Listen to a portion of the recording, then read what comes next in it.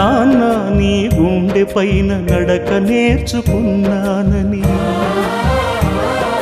నీ చూపుడు వేలితో లోకాన్నే చూశానని, నాన్నను పూజిస్తే ఆది దేవుని కది అందునని,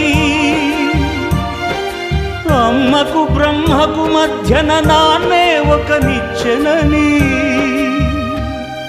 తెలియనైతి తండ్రి,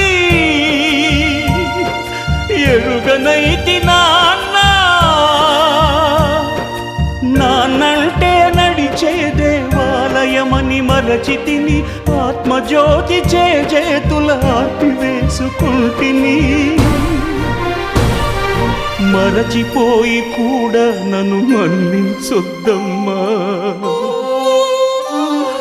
కలనైనా నన్ను కరుణించ